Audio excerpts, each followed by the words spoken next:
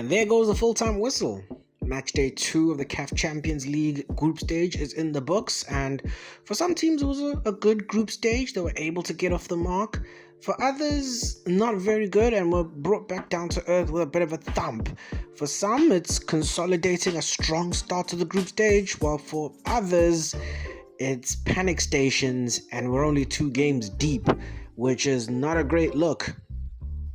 So let's break down what happened over this weekend in the CAF Champions League group stage, all 8 games, and what ramifications it has for these teams' futures in the competition.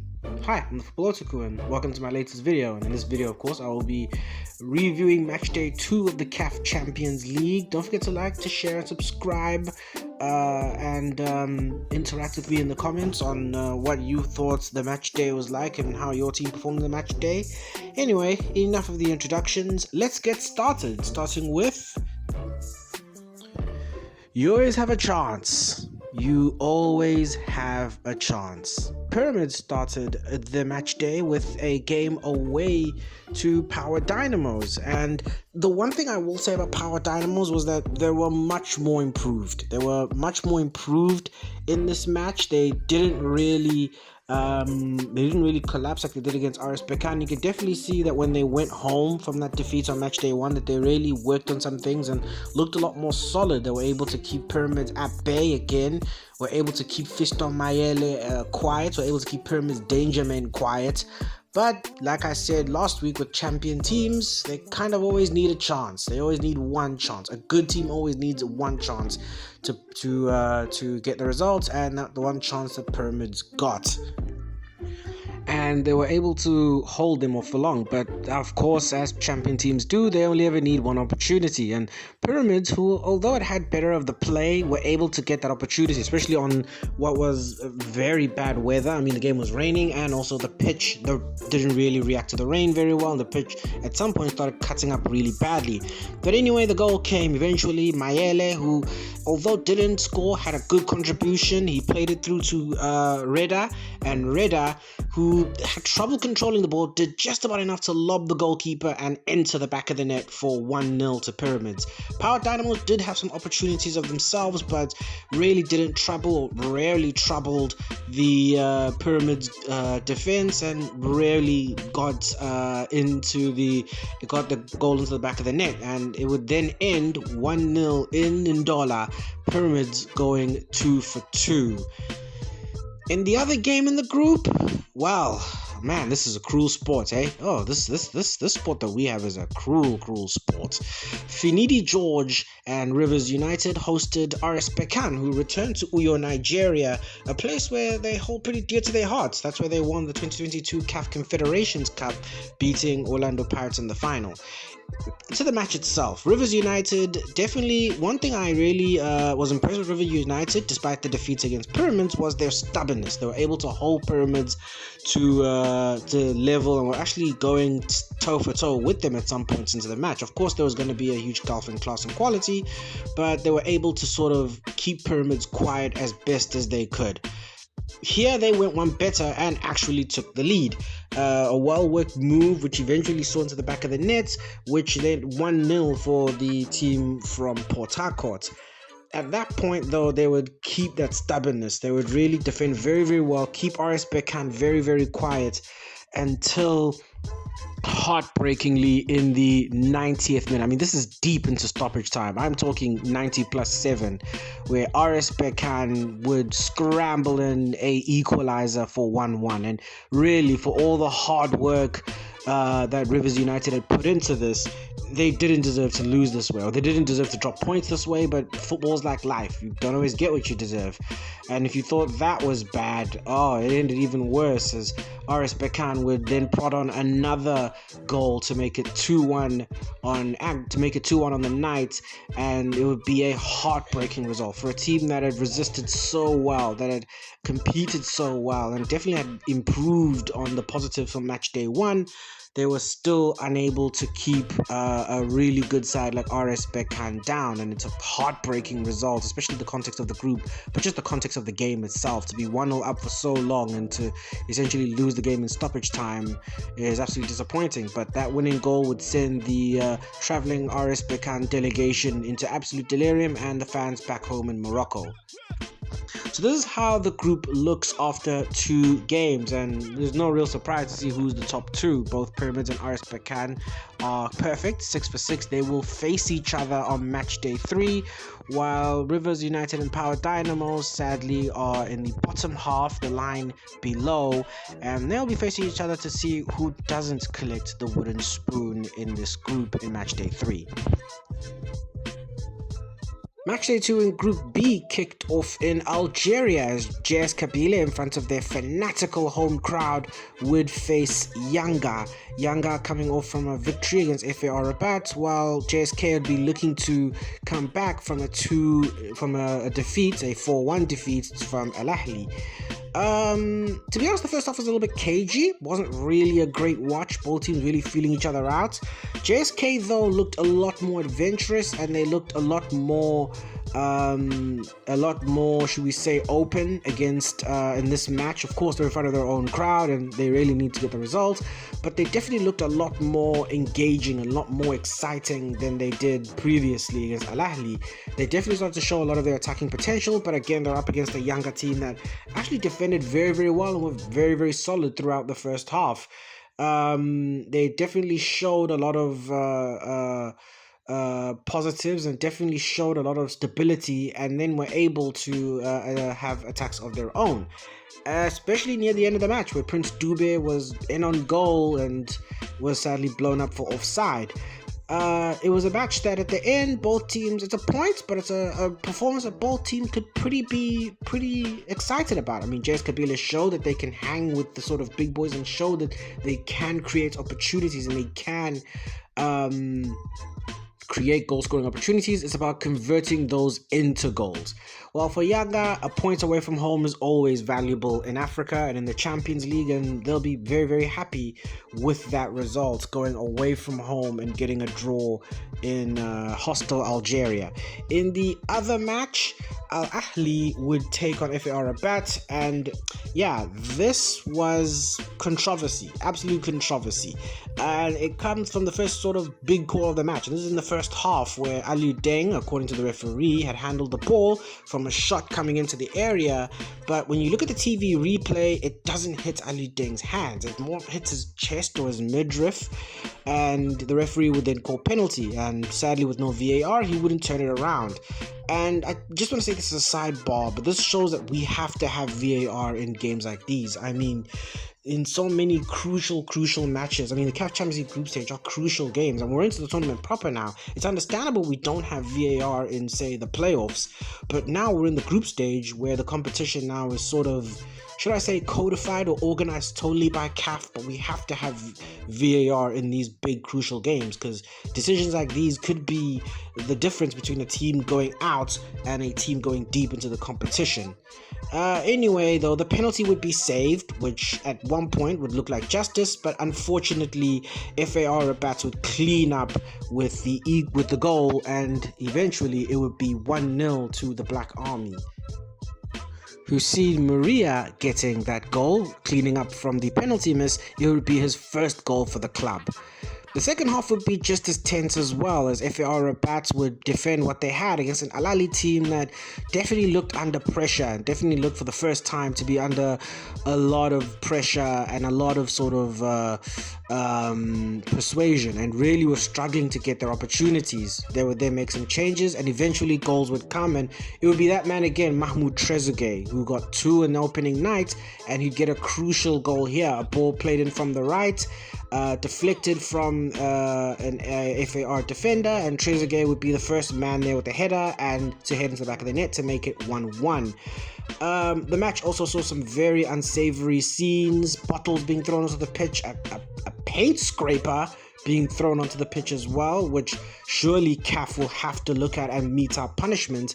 It's very, very disappointing again, and I mentioned it last week how disappointing we have moments like this, and really I'm not gonna say any more because it really shouldn't be given this much attention.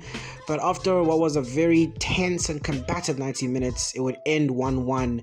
FAR getting their first points of the campaign, while Al Ahly would consolidate the victory they had on opening day with this result here. So this is how the group lines up. We have Al Ahly with 4 points, Yanga with 4 points as well, while the other two in the group, FAR Rabat and JS Kabylie on 1. The top two, just as in the previous group, the top two will face each other next. So Al Ahly will face Young Africans, while for the bottom two, it's a crucial game.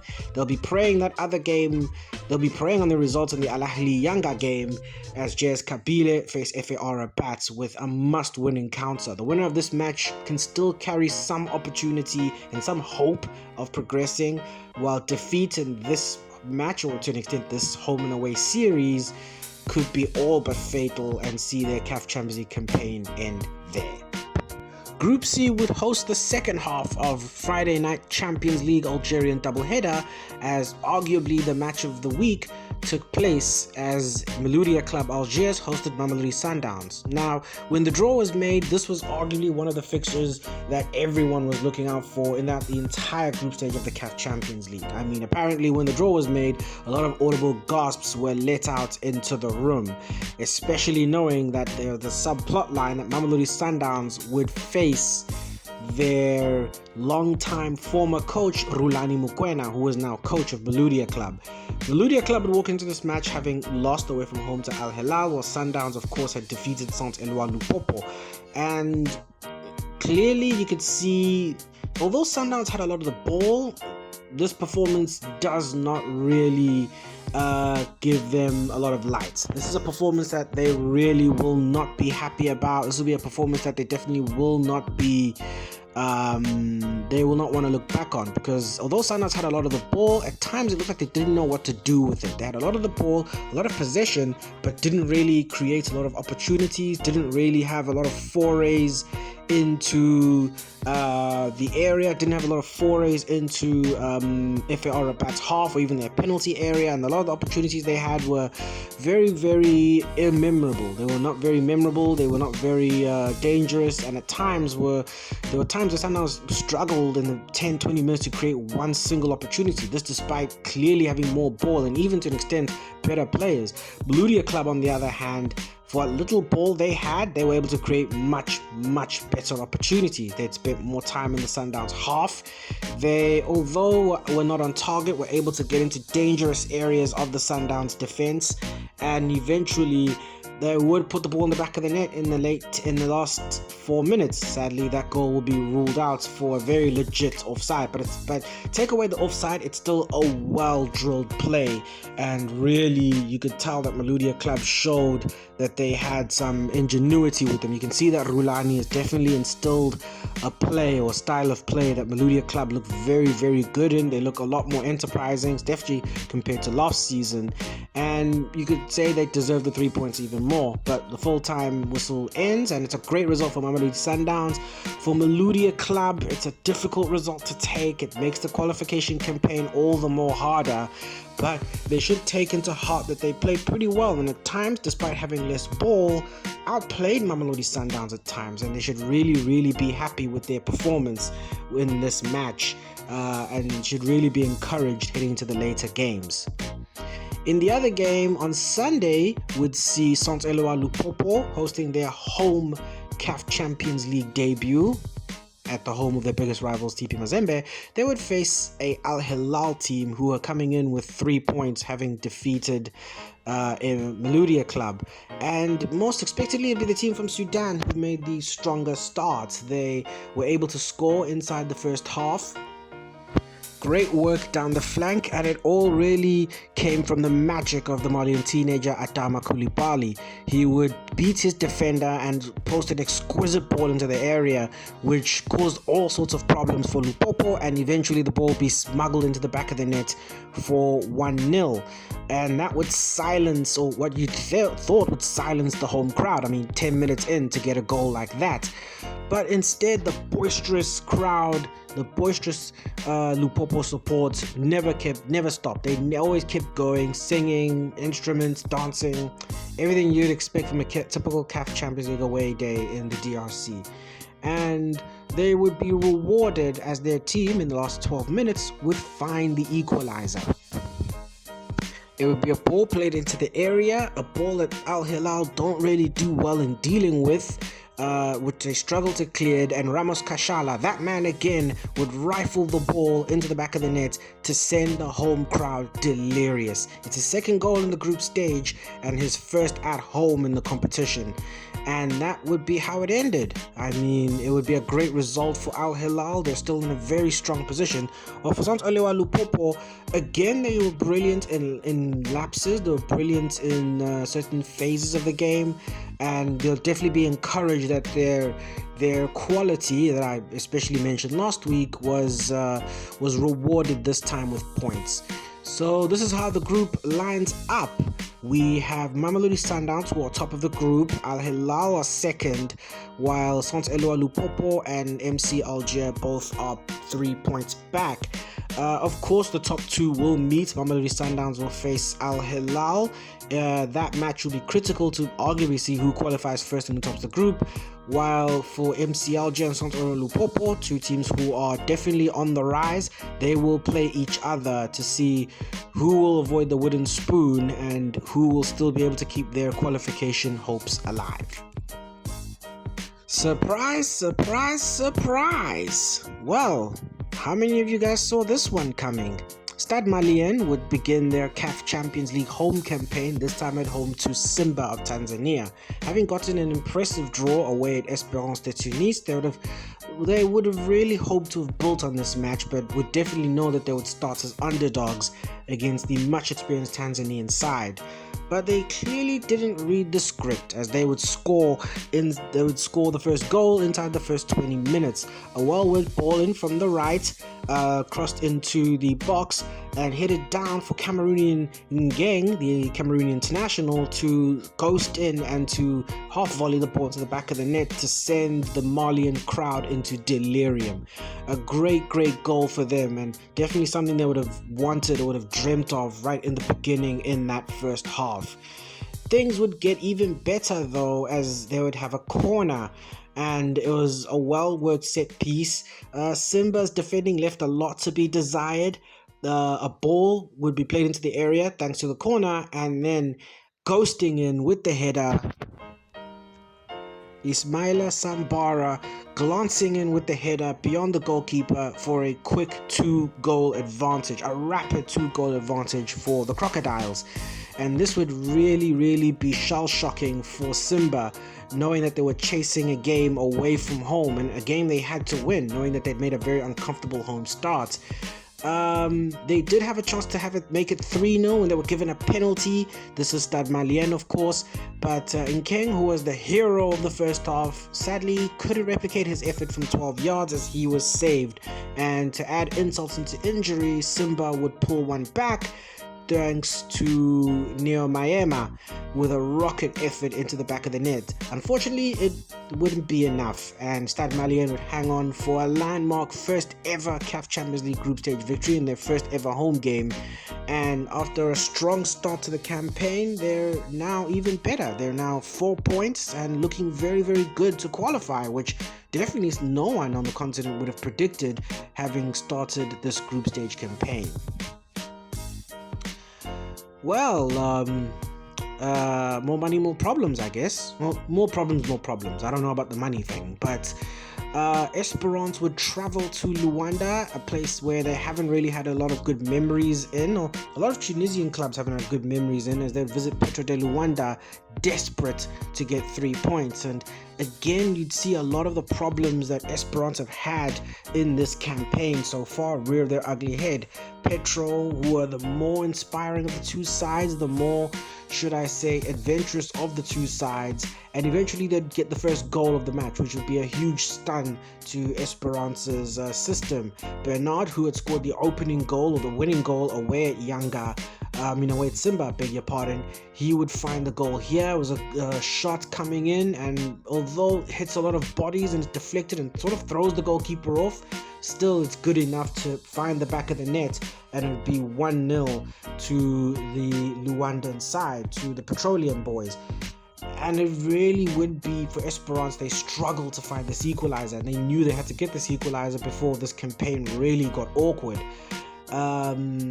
They would then make some changes, and Petro, you could tell that they were starting to, the momentum of the game was really starting to swing to Esperance. I mean, it had to, because they were chasing the game, but Petro was starting to cede more and more territory. They were starting to defend deeper and deeper and deeper, and eventually, in the cruelest of hours, Esperance would find their equalizer.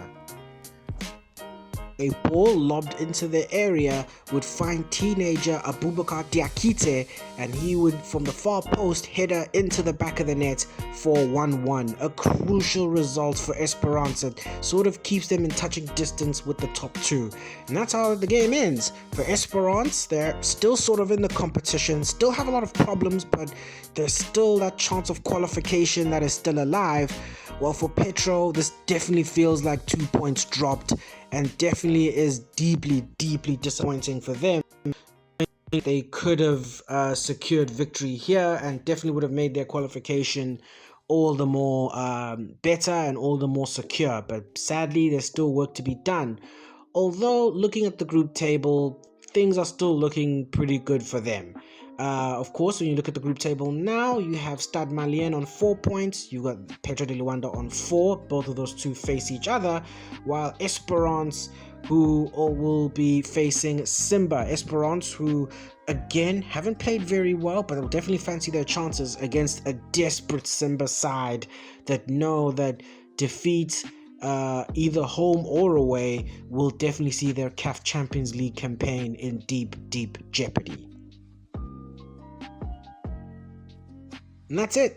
That is my CAF Champions League wrap in a nutshell, and that is also a wrap for the CAF Champions League for the but more the lunar year of 2025. Yes, the CAF Champions League goes into its summer or winter break, depending on what part of the continent you live on, as we break for a little thing called the Africa Cup of Nations coming up. Of course, I will be covering the Cup of Nations quite extensively. I'm still a little bit undecided on what kind of coverage I would want to do. Maybe we want to leave that to you, the fans and the subs. I'll definitely be putting out questionnaires out there to see what kind of AFCON coverage would you want, how frequently would you want this AFCON coverage. But yes, the CAF Champions League goes into a break and returns in the back end of January and February with match days 3 and 4. Until then, we will be getting ready for the Africa Cup of Nations. A preview and predictions video will definitely be coming out. Better look out for that. And then, of course, I'll be handing out questionnaires both on some of my platforms to see what kind of AFCON coverage would you want. So look out for that and maybe contribute along the lines. But that is enough. How did your team do? How are your qualification chances? And what other controversial moments or other moments do you think I've missed? I know I've missed quite a few, but please put in the comments, and let's have a discussion in the comment section about match day 2. But until then, it's been your boy, the Football Otaku, and never forget, real football always wins. Check you on the flip side. Deuces. Bye bye.